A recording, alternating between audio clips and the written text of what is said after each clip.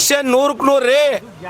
ನನಗೂ ಬಿಟ್ಟಿದ್ದಲ್ಲ, ನಾನು ಅಹಂಕಾರ ಪಟ್ಟರೆ ನನಗೂ ಸೇರಿದ್ದಲ್ಲ. ನಾನು ಹೇಳ್ತೀನಿ, ನನ್ನ ಮಕ್ಕಳು ತಪ್ಪು ಮಾಡಿದ್ರೇನು, ನಾನು ತಪ್ಪು ಮಾಡಿದ್ರೇನು, ಕೋರ್ಟ್ಗೆ ತಲೆಬಾಗಲೇಬೇಕು. ಆಮೇಲೆ ಇನ್ನೊಂದು ಹೇಳ್ತೀನಿ, ಇಡೀ ಇತಿಹಾಸದಲ್ಲಿ ಸ್ವಾತಂತ್ರ್ಯ ಬಂದಾಗಿಂದ ನಾನು ಎಲ್ಲೂ ನೋಡಿಲ್ಲ 56 ವರ್ಷ ಇದು ಸ್ಟೇಷನ್ಗೆ ಶಾಮಿನ ಕಟ್ಕೊಳ್ಳೋದು. ಇನ್ನೊಂದು ಏನು, ದೊಡ್ಡವರು ಅಂತ ಒಂದು ನ್ಯಾಯ, ಬಡವರು ಅಂತ ಒಂದು ನ್ಯಾಯನ?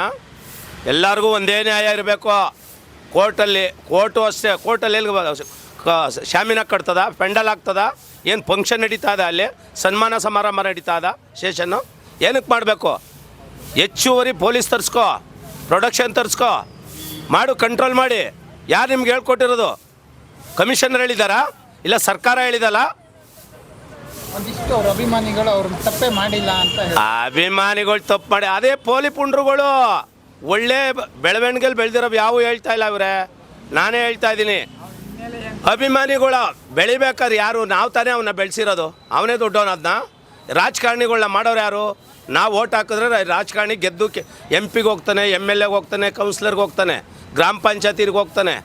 ನಂದಾದರೂ ಅಷ್ಟೇ, ನಾನು ಸೇರಿಸಿ ಹೇಳ್ತಾ ಇದ್ದೀನಿ, ಇದಕ್ಕೆ 100ಕ್ಕೆ 100 ಒಳ್ಳೇದಲ್ಲ, ತಪ್ಪು.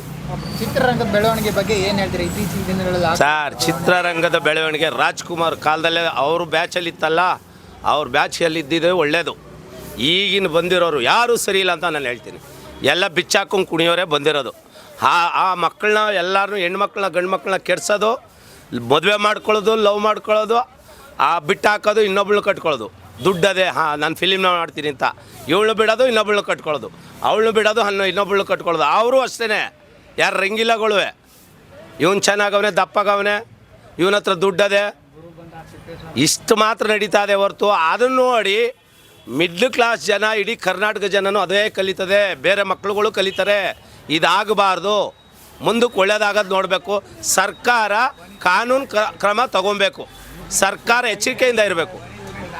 ಪನಿಷ್ಮೆಂಟು 100ಕ್ಕೆ 100 ಜೈಲು ಹತ್ತಲೇಬೇಕು. ಅವನ್ನ ನೇಣ್ಗಬ್ಬಕ್ಕೆ ಹಾಕಬೇಕು ಅಷ್ಟೇ. ನಾನು ಲಾಸ್ಟ್.